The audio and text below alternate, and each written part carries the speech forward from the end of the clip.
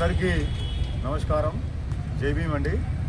ఇటీవల భారతదేశంలో కులాలు మతాల మధ్యన ఘర్షణలు పెంచడమే కాకుండా ఇవాళ జాతీయ జెండాను కూడా అవమానపరిచే విధంగా ఇవాళ మగధ న్యూస్ ఛానల్ రీడర్ అయినటువంటి ఎస్ఎస్ లక్ష్మి గారు ఈ జాతీయ జెండాను తీసివేయాలి, జాతీయ జెండా కాంగ్రెస్ జెండా లెక్క ఉంది కాబట్టి దీన్ని తీసివేయాలని చెప్పి ఆమె యూట్యూబ్ ఛానల్ లోపల మాట్లాడడం అనేది ఇలా దేశ వ్యతిరేకమైన చర్య. ఇది ఆమెపై తక్షణమే ఇవాళ ఉపా చట్టం కింద, దేశ ద్రోహం చట్టం కింద కేసు నమోదు చేయాల్సిన అవసరం ఉంది.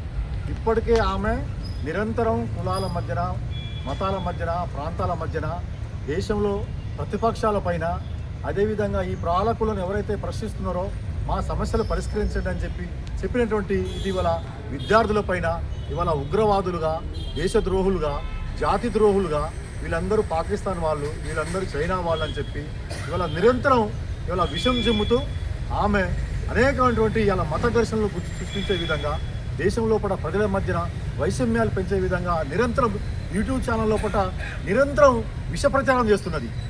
ఆమె ఇన్ని విష ప్రచారాలు చేస్తున్నా కూడా ఇవాళ ఈ పాలకులు పట్టించుకోకపోవడం సిగ్గుచేటు.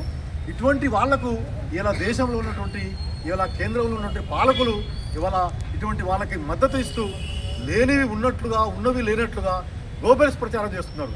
ఇవాళ ఏకంగా జాతీయ జెండాను ఇది కాంగ్రెస్ జెండా లెక్క ఉంది, జాతీయ జెండా కాబట్టి దాన్ని తీసేయాలి, దాని స్థానం లోపల కాషాయ కలవరగల ఉన్నటువంటి స్వస్తిక్ గుర్తు గల ఇలా జెండాను ఇవాళ నెలకొల్పాలని చెప్పి ఆమె మాట్లాడటం అనేది ఇలా ఇంత స్థాయికి ఇలా ఆమె దిగజారిపోయిందో మనం ఇలా చూడాల్సిన అవసరం ఉంది.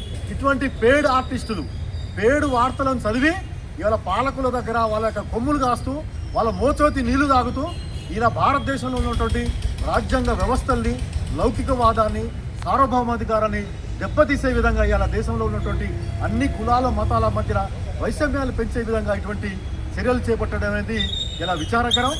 ఆమెను వెంటనే ఈ ప్రభుత్వానికి ఏమాత్రం చిత్తశుద్ధి ఉంటే రాష్ట్ర ప్రభుత్వం ఇవాళ దానిపైన మేము ఇవాళ స్థానిక మహబూబాద్ పోలీస్ స్టేషన్ లోపల లక్ష్మీపై తక్షణమే చర్యలు కైకొనాలి, జాతీయ జెండాను తీసివేయాలని చెప్పడం అనేది ఇది నేరపూర్వమైనటువంటి చరిత్ర.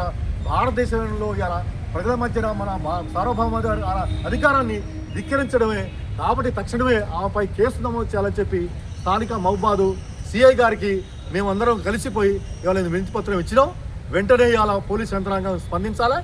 ఆమె ఏమేమి మాట్లాడుతుందో అన్ని వీడియోల పైన చర్యలు కైకొని ఆమె చేస్తున్నటువంటి ఇటువంటి అరాచకమైన పనులు.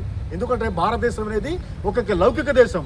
ఈ లౌకిక దేశంలో కొన్ని మతాలే ఉండాలి, కొన్ని కులాలే ఉండాలి, ఇది హిందూ దేశంగా ఉండాలని చెప్పి కావాలని చెప్పి ఆమె అనటం అనేది, మేమందరం హిందువులమే కానీ ఈ భారతదేశం అనేది అందరిది. ఇది లౌకిక దేశం. హిందూ, ముస్లిం, క్రిస్టియన్, పార్సీ, బుద్ధులు, ఇవాళ జైనులు ప్రతి ఒక్కరూ ఈ మమేకమైనటువంటి ఉన్న దేశం లోపల కావాలని చెప్పి చిచ్చులు పెట్టే ప్రయత్నం చేస్తున్నారు. ఎవరైనా ప్రశ్నిస్తే వాళ్ళపైన దేశద్రోహం చెప్తున్నారు. ఇటువంటి చర్యలు మేము తీవ్రంగా ఖండిస్తున్నాం. ఈ దేశంలో వండుకుంటూ, ఈ దేశం నీళ్లు తాక్కుంటూ, ఈ దేశంలో ఉన్నటువంటి అన్నిటి గాలి పీల్చుకుంటూ ఇవాళ ఆమె మన దేశంలో ఉన్నటువంటి జాతీయ జెండాను అవమానించడం అనేది దీన్ని సీరియస్గా మనం అందరం ఖండించాల్సిన అవసరం ఉంది. ఇటువంటి చర్యలు మంచిది కాదు. రాబోయే కాలం లోపల కొత్త తరం కూడా తెలుసుకోవాల్సిన అవసరం ఉంది.